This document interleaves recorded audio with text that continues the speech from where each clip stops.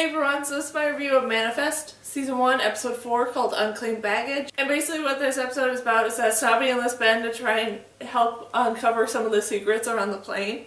And while that's going on, Michaela starts to question her visions and voices and stuff that are trying to help her, when one of those sort of visions ends up causing a lot of different stuff to go wrong.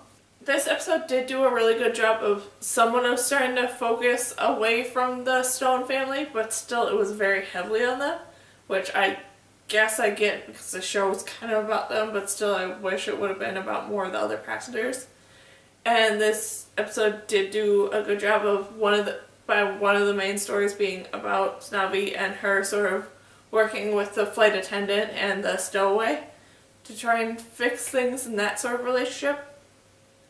Which was a very interesting thing that the stowaway that was discovered at the end of the last episode ends up being this person who the flight attendant was trying to essentially smuggle into the country because of the fact that in Jamaica they are heavily against gay rights, and this boy was very outspoken against that. And so he was heavily targeted, and he was in a relationship with, I believe it was one of the flight attendants' either brothers or cousins. So she was smuggling him back to the US and the two of them could be together. And that was interesting to see. But it was also a little weird and stuff because of the fact that it seemed like such this dark and scary secret and stuff when it really wasn't. But I do feel so bad for this guy because of the fact that after he got smuggled into the plane and stuff and they had to land, he couldn't just go out onto the tarmac with everyone else. So he had to sneak away, and he didn't know the fact that they've been missing for 5 years.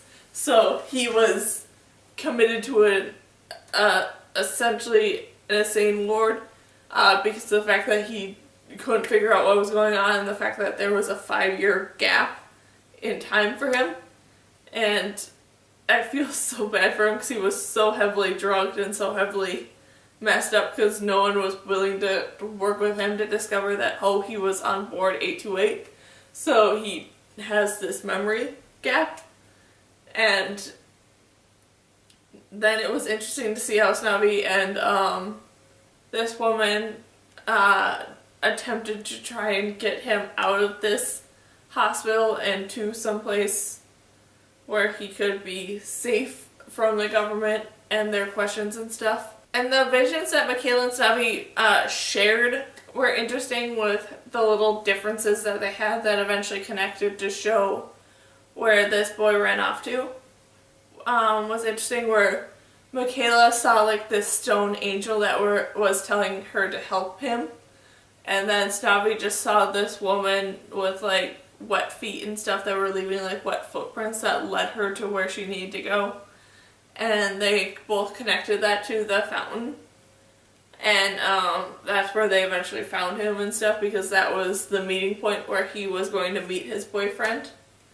And I especially feel bad for that because of the fact that it was revealed that he essentially actually has no one, so he came to the country with nothing because of the fact that shortly after their plane disappeared, this boy that he was supposed to meet up with also disappeared and no one's found him yet.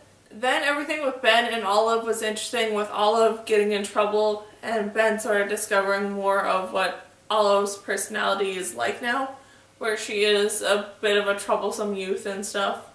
And he finally meets Grace's other boyfriend because of the fact that this other boyfriend is aware of Olive's troublesome nature and stuff, so Olive called him for help instead of Ben. And just all of that was interesting to see how all of it played out, especially with Ben willing to work with Olive to get her on a better footing and ground and stuff, but then Grace sort of being against that because she knows what Olive is actually like. And that was an interesting sort of concept with their relationship and stuff. Then everything with Jared was really great, with him slowly trying to put together all the pieces of what's going on with Michaela and her sort of weird actions and stuff. And especially I liked it with the map that he pulled out, where he's like laying out like all the different locations of where she's done something weird and stuff. And he's trying to put it all together to figure out what's going on with her. And then I'm really excited for the next episode, where we're finally going to get to see a bit of what's been going on with Cal since he's gotten off the plane, because we haven't really seen him have any like visions or voices or anything. So the next episode will kind of reveal that. And then just overall, this was a really entertaining and great episode that was so interesting to watch and see how everything sort of connected and played out. And just, yeah. So that was my review of Manifest, Season 1, Episode 4, called Unclaimed Baggage. So, yeah. Bye!